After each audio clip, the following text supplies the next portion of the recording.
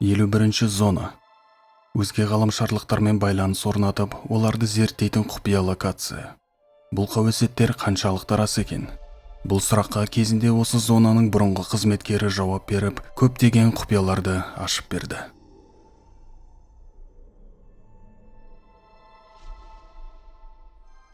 Он 18 мың ғаламтор. 21 аймақ Невада штатының шөлді бөлігінде бұрынғы құрғаған тұзды Грумлей көлі орнында орналасқан. Жақын арадағы жалғыз ірі қала ол 135 км қашықтықтағы Лас-Вегас. Бұл аса құпиялы нысан және тәулік бойы күзетіледі. База жоғары құпиялылық режимінде жұмыс істейді. Оның айналасы ескерту белгілерімен, бейнебақылау камераларымен және қарулы күзетпен қоршалған.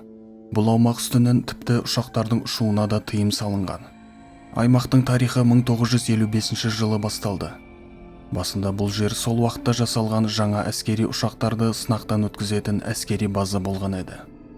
51 зонаға жақынырақ орналасқан аймақтарда түрлі түсініксіз жағдайлар және аспанда жарқырап ұшып жүрген белгісіз нысандар болмағанда, оған қоса мемлекет бұл жайлы ешқандай түсініктеме бермей, зонаны барынша жасырмағанда, халық арасында осыншама қауесеттер тарамас еді. Ең көп тараған әңгімелердің бірі осы аймақта жерге құлап апатқа ұшыраған белгісіз нысанның қалдықтары осы зонада жасырын түрде зерттелуде. Кейбір тұрғындардың айтуынша зонада бір түрлі үйлер құрастырылған. Олар адамдарға арналмаған, өйткені үйдің биіктігі шамамен 1 метр. Бұлар өзге ғаламдықтар үшін жасалған деседі. 2013 жылы үкімет 51 зонаны ресми түрде бар екенін жариялады. Алайда көптеген зонаның құпиялы құжаттары сол күйі жасырын түрде қалды. Мұның салдарынан бұл жерге деген адамдардың қызығушылығы тағы да арта түсті. 51 зонаға кіру мүмкін емес. Бұл аймақтың қауіпсіздік жүйесі әлемдегі ең мықты жүйелердің бірі болып саналады. Зонаны күзету тәсілі бірнеше деңгейден тұрады. Биік орналасқан тікенді сымы бар дарбазалар, қозғалысты анықтайтын құрылғылар, бақылау камералары және қарулы күзетшілер. Бұл зонаға тек осында жұмыс атқаратын арнайы құжаты бар адамдар ғана кіре алады. Тіпті жұмысшылардың өзінде әрқайсысының қолжетімдік деңгейіне сәйкес зонаның нақты жерінде жұмыс істеп және ақпаратты қолдануға рұқсат беріледі. Зонаның ережелері бойынша мұндағы әрбір жұмысшы құпиялық және мәліметтерді жарияламау туралы заңға бағынады. Жұмысшы бұл зонадан жұмыстан шығып кеткен жағдайда мұнда істегені туралы құпияны ешкімге айтпауы тиіс. Бірақ бұл ережелерді бұзған адамдар да болған. Солардың бірі Роберт Лазар есімді ғалым. Ол бұл зонада белгісіз нысандарды зерттеумен айналысқан. 1989 жылы Роберт зонаның заңын бұзып, интервьюде өзінің жұмысы туралы толығырақ айтып берді. Оның бұл құпияларды не үшін ашқаны белгісіз. Кейбір нұсқалар бойынша Роберттің пікірінше адамзат 51 зона туралы білуі керек деп айтқан. Ал кейбіреулер мұның бәрін сол зонаның басшылары әдейі істеп жатқан жоспары деседі. Физиктің айтуынша зонада белгісіз нысандарға сақтауға арналған ангарлар орналасқан. Ол ангарларда нысандар ерекше жағдайларда және арнайы талаптарға сәйкес сақталады. Әсіресе Роберт нысандардың ерекше материалдардан жасалғаны туралы мән беріп айтып берді. Олар өзгеше төзімділігі бар металл қорытпалардан жасалған. Қасиеттерін өзгертуге қабілетті мөлдір материалдар. Жоғары температураға төзімді арнайы жабындылар. Бұл материалдардың ешқайсысы жер бетінде кездеспейді. Лазардың тағы бір таңғаларлық ашқан құпиясы ол өзге ғаламдықтардың гравитацияға қарсы қозғалтқышты қолданатыны. Бұл қозғалтқыштар біздікіне қарағанда мүлдем басқа тәсілдермен жұмыс істейді. Роберттің айтуынша бұл қозғалтқыштар 115-ші Московиум элементін қолданады. Оның жұмыс істеу принципі гравитацияны манипуляциялауға негізделген. Қозғалтқыштарды басқару жүйесі толықтай автоматтандырылған және олардың қуаты сенгісіз үлкен деңгейге жетті. Роберт тағы да басқа көптеген қауіпті жасырын эксперименттер туралы сұхбат берді. Ғалымның берген бірнеше сұхбаттарынан кейін халық арасында бұл оқиғаға деген көптеген даулар туды. Көптеген мамандардың күмәндануына қарамастан, Лазардың мәлімдемесі бөгде өркениеттермен ықтимал байланыс туралы ең көп талқыланатын куәліктердің бірі болып табылады. Оның сипаттамалары өте егжей-тегжейлі болғандықтан, тергеушілер әлі күнге дейін оның сөздерін растайтын дәлелдерді іздеуде. Ал үкіметтің ресми мәлімдемесі сол күйі өзгермеді. Яғни бұл айтылған оқиғалар негізсіз. Осы құпияларды ашқаннан соң Роберт Лазардың өмірі қиындыққа толып кетті. Үкімет тарапынан күрделі қысымға тап болды және жұмысынан айырылды. Ол оқыған университеттер Роберт Лазардың мұнда студент болғанын растамады. Ал бұл жағдай оның магистр дәрежесі бар екендігіне және Лос-Аламос ұлттық зертханасында жұмыс істегеніне күмән келтірді. Бірақ осының бәріне қарамастан адамдарда көптеген сұрақтар пайда бола бастады. Егер Роберт Лазар шынымен де жай ғана қарапайым адам болса, онда ол физика, химия және әскери өндірістер туралы ақпаратты қайдан біледі? Алайда Роберт өзіне деген көптеген сындарға мән бермей, өз айтқанынан қайтпай сұхбат беруді жалғастырды. Содан бері 20 жылдан астам уақыт өтті. Бұл жағдайға қатысты біраз өзгерістер орын алды. Әсіресе Роберттің жалған айтпағаны туралы. 2010 жылдың соңында жұртшылықты және уфологтарды таңқалдырған оқиға болды. 51-ші зонаның жұмысына қатысты құжаттардың бір бөлігі зерттеушілердің сұранысы бойынша ақпаратқа қол жеткізу туралы заң жүйесі арқылы жарияланды.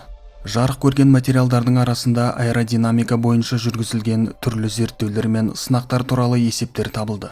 Сонымен қатар бұл құжаттарда қазіргі технологиялардан озық ұшатын аппараттар туралы мәліметтер де болды. Бірақ бұл ұшатын нысандар туралы нақты ақпарат және сипаттама алу мүмкін болмады. Сонда да бұл зонада осы нысандарды зерттеген туралы факт Роберттің сұхбаттарын өтірікке шығармайды деседі.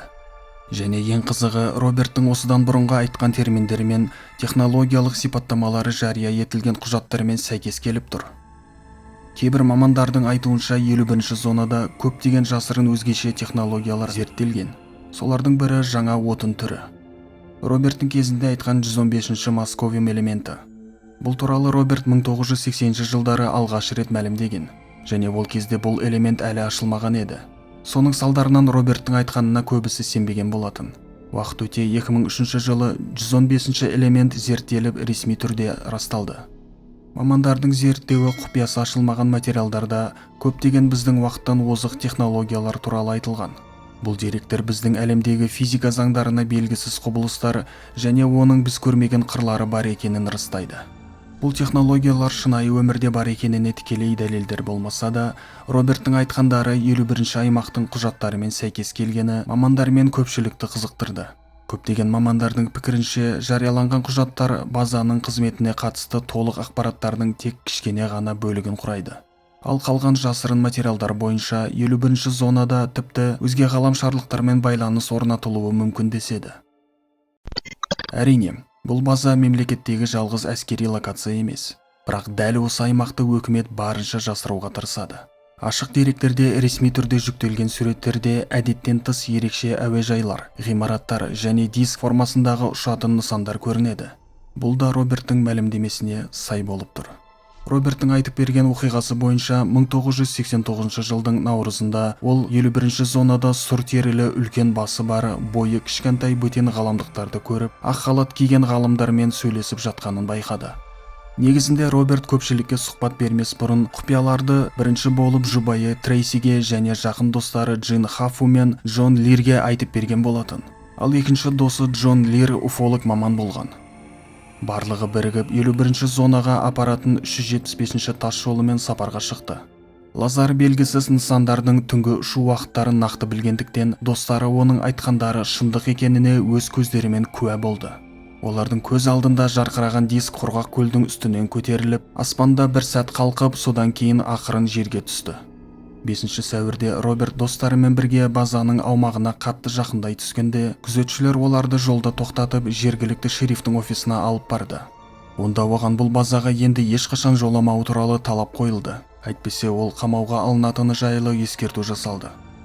Лазардың оқиғасы желі қолданушылары мен блогерлерді осы базаға қатты қызықтырды. 2019 жылы 27 маусымда Смайли Кун деген лақабатпен танымал блогер және стример Мэтти Робертс әзіл ретінде 51-ші аймаққа шабуыл деген пост жазып шығарған еді. Содан ол «Сендер барлығын тоқтата алмайсыңдар» атты шара ұйымдастырды. Ол Грум көлі жанындағы әскери база құпияларын білгісі келетіндерді 20 қыркүйекте бөтен орталығы автотұрағында 51-ші аймақ маңында жиналып күзетілетін периметрді өтуге шақырды. Егер жеткілікті үлкен топ жиналса, ең ширақ жанкүйерлер ангарларға жетіп, кем дегенде бөтен ғаламдық артефактілерді таба алады деп сендірді. Стримердің өзі күтпеген жерден оның ұсынысы жаппай флешмобқа айналды. Шабуыл идеясына 3 миллионнан астам адам қолдау көрсетті. 51-ші зона басшылығы мұны естіп, жаппай дайындыққа көшті. Күзетшілер санын көбейтіп, жаңадан қосымша дарбазалар құрып, ескерту белгілерін қойып, бақылау камераларын күшейтті. Оған қоса блогерлерге және оны қолдаған адамдарға бұл зонаның шекарасын бұзған жағдайда қатал шаралар қолданылып, қамауға алынып, заң алдында жауапқа тартылатыны туралы ескертті. Бірақ стример айтқан күні 20 қыркүйекте зонаға жетпей, жақын аумақта бар болғаны 70 адам ғана жиналып, музыка тыңдап, билеп, көңіл көтеріп, соңынан адамдар үйлеріне қайтты. 51-ші аймақ басшылығы күткендей ешқандай қауіп-қатер болған жоқ. Бұл зонаға қатысты тағы да бір сұмдық аңыз әңгімелер бар. 1945 жылы бұл база әлі 51-ші зона деп аталған жоқ еді. Екінші дүниежүзілік соғыста бұл аймақты қару-жарақ сақтау үшін қолданған болатын. Соғыс аяқталғаннан кейін бұл база әскери бағытта керек болмай қалды. Сол үшін өкімет бұл локацияны тағы да қай мақсатта қолдануға болатыны туралы ойлана бастады. Содан бұл база 51-ші зонаға айналды. Соғыстан соң американдықтардың қолдарына көптеген немістердің ғылыми лабораториялық құпия құжаттары түсті. Материалдардың бір бөлігі кәдімгі қарапайым адамнан ерекшеленетін аса күшті адамды жасауға бағытталған еді. Ол адам ешқандай қорқынышты, ауыртпалықты сезбейтін, шаршамайтын, жігерлі мықты солдат болып, және өзінің қожайынына адал қызмет атқаруы керек еді. Материалдар толық зерттелген соң осы бағытта жұмыс басталу туралы шешім қабылданды. Проектке Эбигейл деген атау берілді, және оны басқару доктор Альберт Вестерге тапсырылды. Бұған дейін доктордың бұл бағытта сыналмаған біраз елеулі еңбектері болған. Докторға сол еңбектерін жүзеге асыруға мүмкіндік туды. Алайда мұндай ғылыми экспериментке келісімін беретін адамдар табылмады. Содан доктор Альберт бұл сынақтарға өзінің Эбигейл есімді қызын таңдады. Проекттің аты осы себептен осылайша аталды. Эбигейл Вестер сол уақытта колледж студенті болған, және әкесінің ғылыми жұмыстарына белсенді көмектескен. Ақыры қызды 51-ші зонаның бокстарының біріне бөлек орналастырып, эксперименттер басталды. Қызға түрлі гормоналды және құпия дәрі-дәрмектерді сала бастады. Алайда көп ұзамай Альберттің әріптестері бұл экспериментті тоқтатуын ұсынды. Өйткені қыздың келбеті мен денесі қорқынышты түрде қатты өзгере бастады. Эбигейлдің бойы өсіп, жүзі бұзылып, деформацияға ұшырады. Терісінің түрі өзгеріп, әжім басып, жағы үлкейіп, тістері бір түрлі бағытта өсіп, шаштары ағарып түсе бастады. Ал доктор Альберт проекті тоқтатқысы келмеді. Экспериментті соңына дейін аяқтағысы келді. Бір жағынан егер ол мұның бәрін тоқтатса, әскерилер оның қызын өлтіруге мәжбүр болатынын білді. Сол үшін артқа шегінуге жол болмады. Оған қоса қызы да әкесінің жұмысына фанаттық түрде қатты сеніп, экспериментті тоқтатпауын сұрады. Альберт проекті қаржыландыруын басшылықпен келісіп, ары қарай жұмысын жалғастырды. Эбигейлдің күннен күнге бойы мен денесі өсіп, баяғы кейпіне мүлдем ұқсамай кетті. Базадағы аспаздар оған әдеттегіден бірнеше есе көп тамақ дайындауға мәжбүр болды. Бұл эксперимент 3 жылға созылды, және ақыр соңы сұмдыққа айналды. Эбигейл бірнеше адамнан асатын күшке ие болды, ал бойы 3 метрге жетті. Бірақ ол ешқандай бұйрықты орындай алмады. Себебі қыз баяғы адамгершілігінен, ой санасынан толықтай айырылып қалды. Эксперимент көздеген мақсатқа жетпеген соң, басшылық тарапынан қысым одан әрі жалғасып, ақыр соңы проект жабылды. Көп ұзамай доктор Альберт өзіне қол жұмсап қайтыс болды. Қайтыс болар алдында ол менің қызымды еш нәрсеге қарамастан өлтірмей тірі қалдыруын сұраймын деп соңғы қоштасу хатын қалдырды. Әскерилер Эбигейлге тиіспеуді жөн көрді. Жай ғана оған тамақ беруді доғарды. Бәлкім бұл құбыжық уақыт өте келе аштан әлсіреп өліп қалар деген оймен осындай шешім қабылданды. Алайда ашынған құбыжық есікті бұзып, 2 күзетшіні өлтіріп базадан қашып кетеді. Эбигейлді іздеу жұмыстары басталды. Алайда оны ешкім сол күйі таба алмады. Жергілікті аумақта тараған қауесеттер бойынша сол уақыттан бері 70 жылдан астам уақыт өтсе де, ол құбыжық әлі күнге дейін тірі, және 51-ші зонаға жақын аймақта мекендейді. Әскерилер түнде бір түрлі ұлыған, ырылдаған дауыстарды естиді. Шөл далада кейде үлкен көлеңкені көреді. Зонаның дарбазаларында және бокстардың сыртында тырналған іздер табылады. Тағы бір ой пікірлер бойынша 51-ші зона осы себептен, яғни Эбигейлмен жолығып қалу қаупі бар болғандықтан қорғалып күзетілуде. Эбигейлдің оқиғасы алғаш рет 2018 жылы YouTube'да пайда болды. Видеода Эбигейлдің суреті көрсетілді. Бірақ кейін бұл сурет фейк болып шықты. Белгісіз бір көрермен суреттегі қыз Эбигейл емес, америкалық модель Сани Хартнет екенін әшкереледі. Бұл модель 1951 жылдары атақты әдемі қыздардың бірі еді. Оның суреттерін түрлі танымал басылымдар, тіпті Vogue журналы да бірінші бетке басып шығарған. Көптеген әйгілі киноларға түсіп, тарихтағы ең үздік 20 модельдердің қатарына кірді. Модель 1987 жылы 63 жасында қайтыс болды. Үйінде болған өрттен түрлі күйіктері асқынып, өмірден өтуінің себебі осы болды. Көпшіліктің айтуынша базадағы Альберт түсірген Эбигейлдің қорқынышты суреттері де жасанды. Тіпті қазіргі ғылымның деңгейін ескере отырып, бойы 3 метрден асатын құбыжықты жасау мүмкін емес. Әсіресе 1940 жылдары. Жеке өзімнің бұл оқиғадан алған әсерім Resident Evil киносы мен ойындағы сюжет есіме түсіп кетті. Араларыңызда көргендер болса, менің не туралы айтқанымды түсінерсіздер. Мүмкін осы оқиғаны айтқандар сол кино ойыннан шабыттанған болар. Кім біледі?